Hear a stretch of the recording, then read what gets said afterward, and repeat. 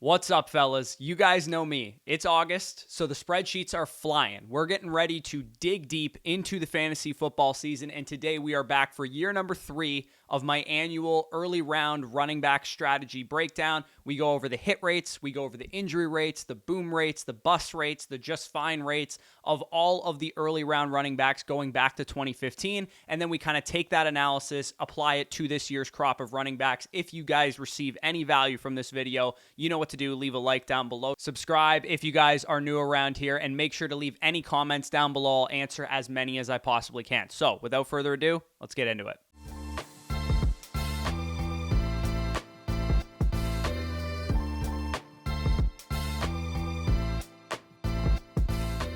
All right, so quick announcement before we get into the video. I announced the Listener League on this video last year. I'm going to do it again. So if you guys want to be in a league with us, me and Danny are both starting a Listener Redraft League. We do one every single year. There will be 10 spots available because both of us will be in the league, making it a 12-man. We will be drafting on the last day of August, so Saturday, August 31st, live on the channel. League rules, buy-in, all that stuff will be discussed once we have everybody into the league. To enter the league, you can sign up using one of two methods, and if you do both, actually, you'll get double the ballots. Sign up on Underdog Fantasy using promo code FSE. Sign up on flockfantasy.com using promo code FSE and be a site subscriber and a first-time depositor on Underdog Fantasy. Again, you'll get a ballot to enter the Listener League if you've done either of those two things, and if you've done both, you'll get double the entries. And if you have already signed up on Underdog, you've already used our promo code in years past, you do actually have to use it in the year 2024 to be a part of the Listener League. So tell a friend about Underdog, get your significant other to sign up.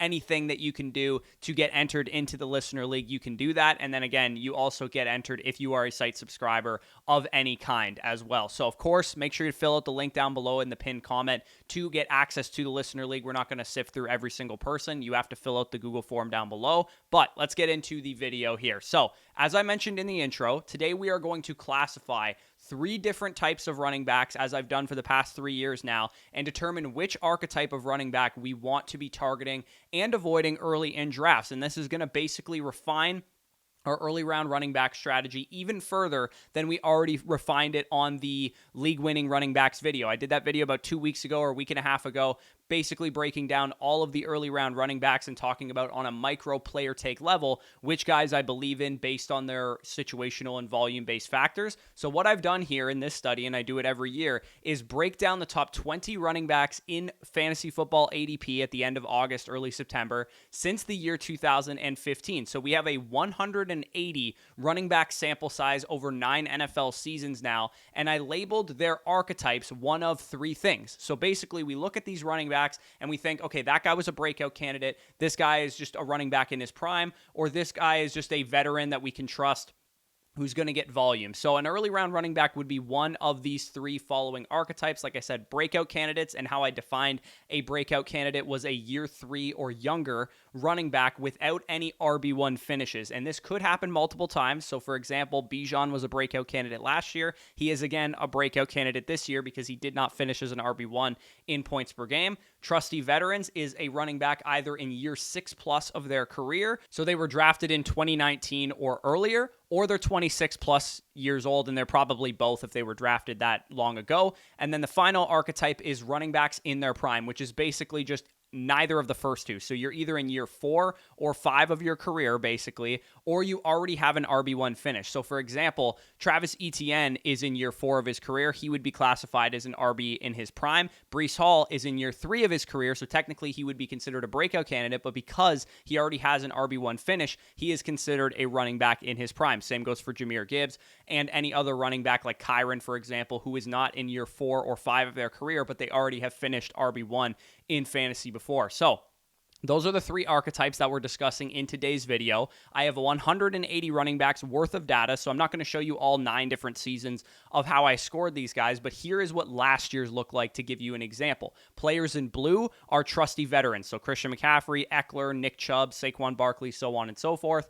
Players in yellow were breakout candidates, Bijan, Breece Hall, Jahmyr Gibbs, Etienne, so on and so forth. And then players in green were running backs in their prime, which, like I said, meant that they either already finished as a running back 1 like Jonathan Taylor, Ramondre Stevenson, guys like that, or they were in year 4 or 5 of their career, like Alexander Mattison or Miles Sanders there. So that's how these running backs were kind of laid out in last year's ADP. On the left columns, you can see that I scored them if their season resulted in each of the following 5 outcomes. As you guys can see, it's all color-coded there. I'm going to explain it all. The metrics that they had to basically hit to determine how successful their season was were one of these 5 things. Returned on ADP, and then the boomed category would be within the return on ADP, got injured, so they missed 6 or more games, or they busted, lost 10 or more spots of ADP, fine, lost 1 to 9 spots of ADP. So I'll go through these kind of a little bit more in depth so you can understand totally how we got to these conclusions. The first one, like I said, was returned on ADP. It was pretty simple. If you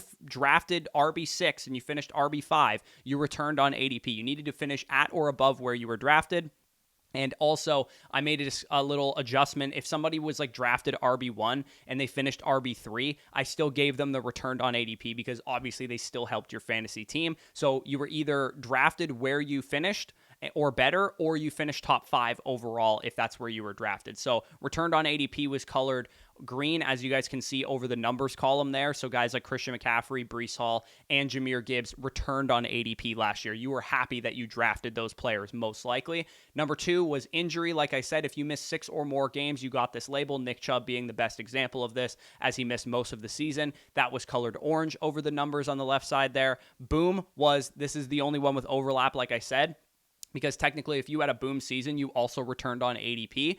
How you got the boom label was this. Number 1, you returned 10 or more spots of ADP. So if you were drafted like RB20 and you finished RB7, that would be considered a boom season given the cost that you spent on that player. At RB20, it was probably like a dead zone running back. Or you had to score 18 or more PPR points per game. So to account for the early round guys who can't return more than 10 spots of ADP, like if someone was drafted RB6, for example, they can't finish RB -6 and return 10 or more spots of ADP. So they had to finish with 18 PPR points per game or better. The only guy that did this last year was Christian McCaffrey, but we have seen more guys in previous seasons. We've seen up to 6 or 7 running backs have boom seasons there.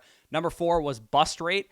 Simply, you lost 10 or more spots of ADP. Tony Pollard being the perfect example of this. He was drafted very, very highly, drafted as the RB6 in PPR leagues last year, and he finished RB23. So he obviously was a huge disappointment if you drafted Tony Pollard. And then the just fine rate, they didn't kill you, right? They lost 1 to 9 spots of ADP in that range. So they were considered silent killers. And I had Pat Carrane on the channel last year to discuss what a silent killer was. But essentially, it was Josh Jacobs. It was Derrick Henry, where you drafted these guys, you were expecting them to be better than they were. They weren't terrible. They didn't kill you, but they didn't really improve your chances of winning your fantasy league. If they were drafted, say, RB 10 like Josh Jacobs was, and they finished RB18, again, you weren't totally disappointed with that, but you definitely wanted more from your early round running back. So, like I said, this all culminated into how I scored all of these players, and you can see the percentage hit rates of the 180 running backs that I looked at across the board here by archetype. So, breakout candidates, trusty veterans, running backs in their prime, and then I have a total category on the far right there with all running backs. So you can see returned on ADP, it was better to have a breakout candidate in that category. Boom rate, it was better to have a running back in their prime in that category. Fine rate, it was better to have a trusty veteran in that category. So this gives you guys a good idea of like which archetypes, depending on your goals, because not everybody has the same goals as me when they're drafting a fantasy football team. If you're trying to avoid injury, that's all you want to do with your early round running backs, then taking breakout candidates is probably your play, because young running backs are your friend. They are young, they don't have a lot of touches under their belt, they get injured less. Trying to get a league-winning season like I do, that's why I draft early round running backs in their prime, and then subsequently also breakout candidates are typically your friend there. I actually simplified this chart even further to give you guys just an overall idea of if you're looking for a league winner, if you're looking to just hit on your pick, and if you're looking to not basically bust on your pick. Crushed, hit, and disappointed is the way that I outline them there. So again, crushed is just their boom rate. Running backs in their prime have the best one, as I kind of outlined there. Hit is their returned on ADP rate. Breakout candidates hit at the best rate there. And then disappointed, I basically added up the just fine rate, the bust rate, and the injury rate to come to a rate where you basically were disappointed that you drafted that player for a variety of different reasons. It is pretty staggering knowing that if you look at the total category on the far right, 61% of all running backs since 2015 drafted inside the top 20 in ADP disappointed you to some degree, 61%. So that means 3 of every 5 running backs that you're drafting inside the top 20 ADPs on average are going to disappoint you. So again, not great, hence why we always preach taking a hero running back mindset or a double hero running back mindset early in the rounds, or even potentially a 0 running back mindset in the early rounds. And when you actually take a stab at early round running backs, you really want to examine their profiles carefully and not draft a guy who doesn't have league-winning upside because, like I said, 61% of the time, you are disappointed with an early round running back. But you can reduce that disappointment rate by avoiding veteran running backs. For example, 2 out of every 3 veteran running backs are going to disappoint you, as opposed to 55% of all breakout candidates disappointing you. So again, these are little micro edges that could mean the difference between you getting a bust or you getting a league winner. Using this information, now that we've got it all kind of straightened out here, we are going to look at the 2024 running backs in ADP and determine which guys have the archetype that we're looking for. And again, going back to the finding the next league-winning running back video, you can use this information in addition to the information and the value that I put into that video and determine kind of which running back targets you like in the early rounds. So you can see the top 30 running backs. I just went to 30 just because I wanted to see how many other guys we're talking about here. The highest rate of producing league winners, like I said, is running backs in their prime. So that would make Breece Hall, Jahmyr Gibbs, Jonathan Taylor, Kyren Williams, Travis Etienne, Devon Achane, and Isaiah Pacheco all targets of mine, because my goal in the early rounds of running back is trying to get league winners. That's why I only draft a hero running back or a double hero running back in the first 7 to 8 rounds, which, as we talked about in the Hero RB strategy video yesterday, that's why we take very careful, calculated swings on these guys. And all of the ones that I just mentioned seem to be pretty calculated swings, especially when you compare that to the micro stuff that I talked about in the Finding the Next League-Winning Running Back video. But remember, the guys who have the highest hit rate in terms of returning on ADP are breakout candidates like Bijan Robinson, like James Cook, like Kenneth Walker, so on and so forth. Trusty veteran running backs like Christian McCaffrey, Saquon Barkley, Derrick Henry, Josh Jacobs, Joe Mixon, Alvin Kamara, Aaron Jones, and James Conner. There's 7 of them going in the top 20 of ADP this year.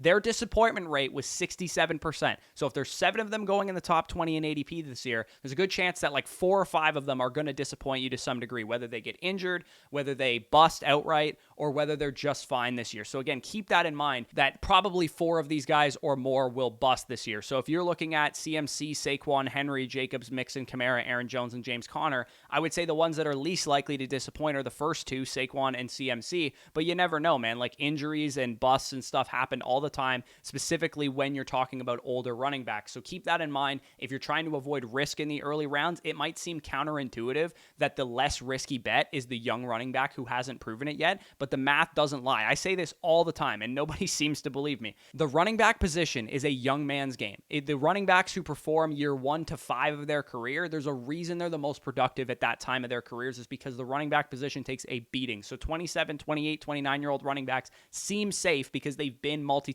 RB1s or they've been productive in the past, but they are actually riskier for a number of different reasons, as I've outlined: injury rate, bust rate, and just fine rate. So this study basically further hammers home what I want to accomplish in my early round running back strategy in fantasy drafts this year. And of course, I'm going to be dropping that heater video that I dropped last year, which was the #1 draft strategy plus a PPR mock draft that I did last offseason that basically almost reached 400,000 views.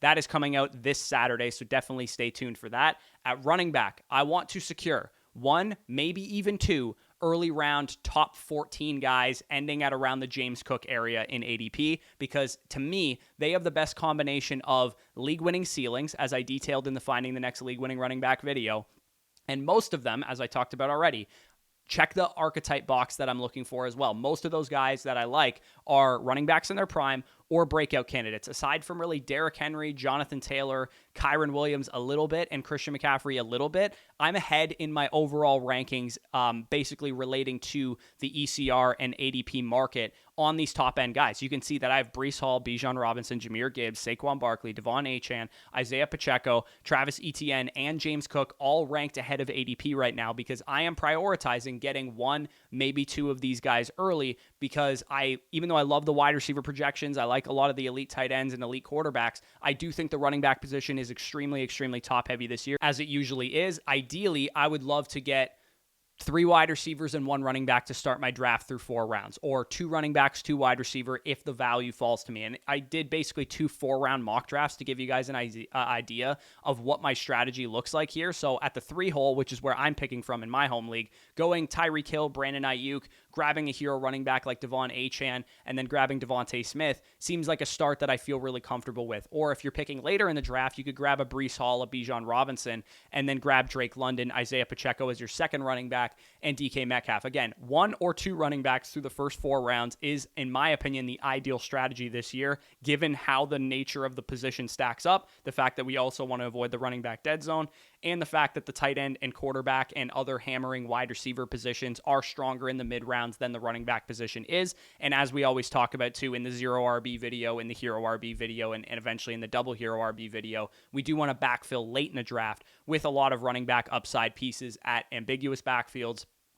handcuffs, rookies, pass catching guys, that type of thing. So I know this video was valuable for you guys because it was valuable for me. I like doing this research is the reason that I make fantasy content. Like, I make fantasy content the same reason you guys are watching it. It's to beat my league mates. It's literally the reason why I make fantasy content for a living. So if you guys did get some value from this and you want to dominate your league mates, check out the link in the pinned comment down below, because our draft guide has tons of value packed into it, and you can get it for free, like I said, using promo code FSE when you sign up and deposit $10 on Underdog Fantasy. You'll get our draft guide sent to you within 24 hours totally for free.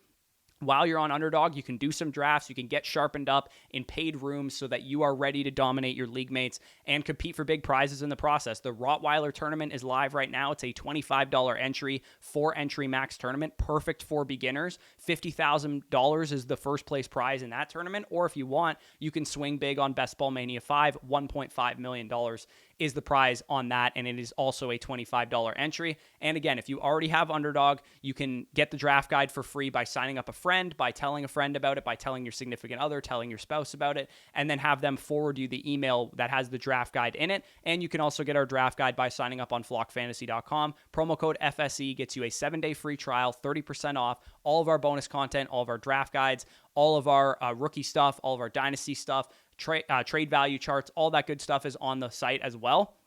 And of course, when you do either of those 2 things or both of those 2 things, you can enter our listener league, and the link for that will be in the pinned comment down below. So 2 ways to help you win your league if you guys are looking for it. Subscribe if you enjoyed this video, like the video if you enjoyed it, comment down below any of your questions. I'll try and answer as many as I can. But with that being said, peace out, and we'll talk to you soon.